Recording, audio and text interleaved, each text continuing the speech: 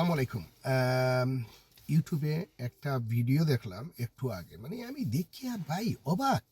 একজন রাজনৈতিক নেতা, মানে একটা দল করে, দলের রিপ্রেজেন্ট করে, উনি নিজে ইলেকশনে খাড়া হয়েছে, তার বাচ্চাদের বয়সী স্টুডেন্ট নিয়ে, যারা আমরা দেশে শিক্ষা দিবে, জাতিরে গড়বে, তাদেরকে নিয়ে যেভাবে কথা বলে, এগুলো আসলে মানে হাস্যকর। আমি প্রথমে এর তীব্র নিন্দা ও প্রতিবাদ জানাই।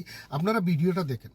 একজন এই জামাতের আমির, আপনারা আমির না, আমরা কই নেতা, আমার বাসায় কই উনি একজন নেতা এই জামাতের, ওনার ভিডিও আগে শুনেন।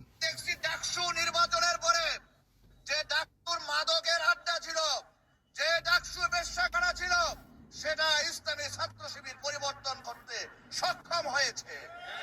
তাই এই বাংলাদেশ থেকে সকল প্রকার অন্যায়, সকল তো প্রকার উনি উনি উনি উনি এই যে ডাকসু বলতেছে, মানে ঢাকা বিশ্ববিদ্যালয়, ওইখানে যে একটা এই অর্গানাইজেশন আছে ডাকসু, এর নির্বাচনের পরে, মানে এর নির্বাচনের আগে ওইখানে ড্রাগস ডিলিং, ওইখানে এই যে বাজে এই মহিলাদের বাজে কাজ, এইগুলা মানে মা জাতিরে অপমান করছে, ওইখানে মা জাতিরে অপমান করছে। This is disgusting.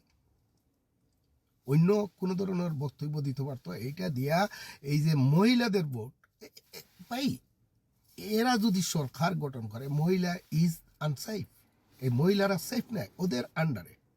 সো আমি আমার মা বোন যারা আছেন, please do not vote for them, এদেরকে ভোট দেবেন না।